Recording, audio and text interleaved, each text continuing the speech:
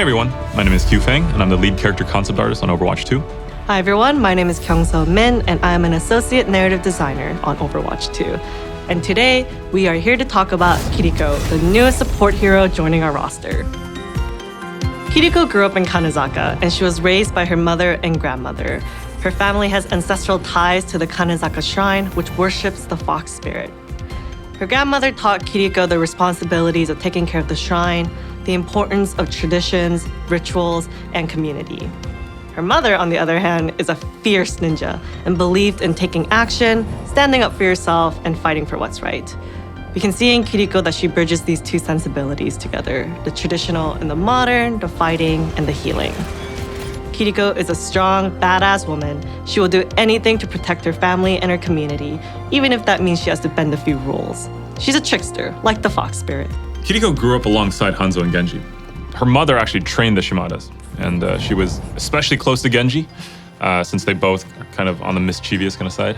Yeah, like he would take her to the arcade in Hanamura, and they're definitely up to no good in and out of the Shimada castle. Carried on the wind. Kiriko witnessed the fall of the Shimadas when she was young. The assassination of the Shimada clan head left a power vacuum within the community. A rival clan, the Hashimoto, took advantage of that and took over. They terrorized the community, and Kiriko saw all these injustices firsthand, and they took her father as hostage. To stop them, she joined a ragtag group of young women and men called the Yokai. Coming from all walks of life, they fight the Hashimoto and protect community members. They're a small group, but with Kiriko's cunning personality, they show that the youth of Kanezaka should not be underestimated. So Kiriko was developed really with 5v5 in mind. She's high mobility, she's a single target hybrid healer. She is fast, she can get to your little skirmishes, which happens a lot more often in 5v5 now, so she's super effective. Yeah, and she's very much like another battle healer. You know, she's in the action, jumps in and out, not the kind of sit back and heal type of hero. Shouldn't have put your head there.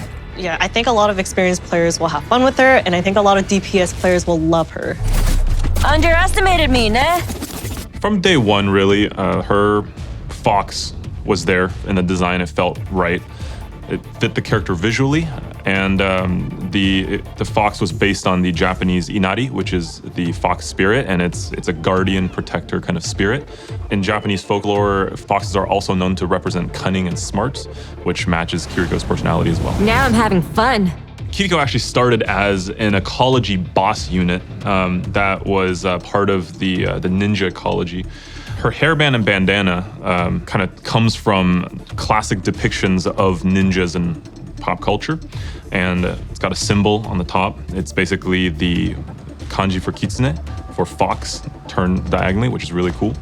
The original design had a giant shuriken with ball bearings in it, inspired by fidget spinners at the time, but we tried to maintain that as she became a support hero.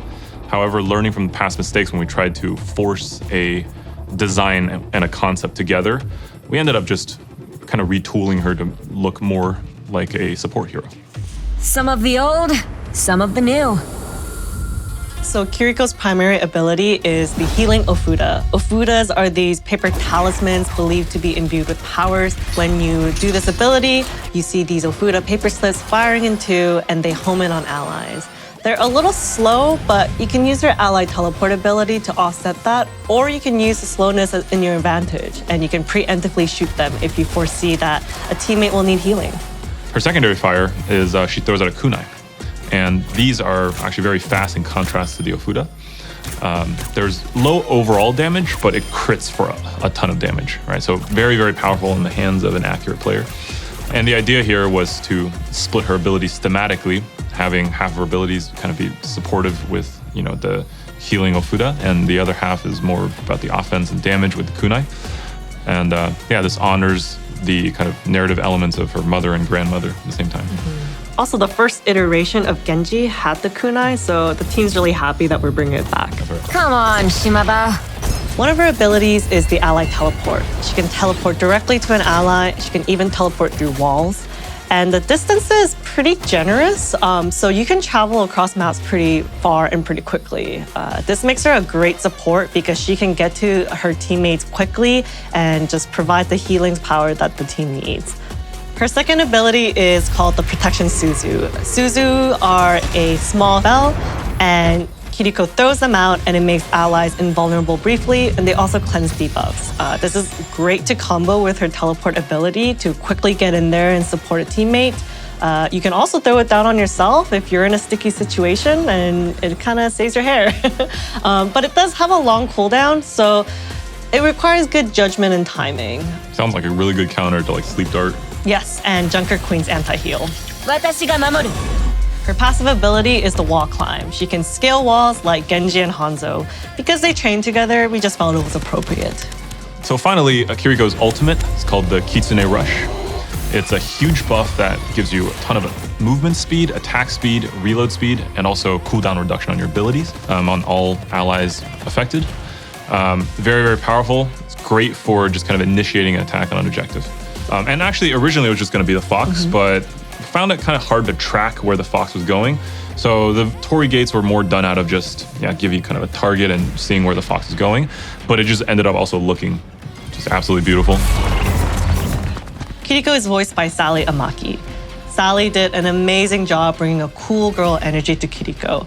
Her voice is cool and wry, and she has a wicked sense of humor that is dry as a desert. She really sounds like the lone wolf, cool girl that everyone at school respects. And I'm really looking forward to looking at the players' response at all of her digs, because she will take a dig at anyone. And especially the Genji and Hanzo conversations. Keep an ear out for those, because there's a lot of inside jokes, history, and humor there. And that about wraps it up for Kiriko. We can't wait for all of you to get a chance to play her. See you next time. Can't change the world by following all the rules.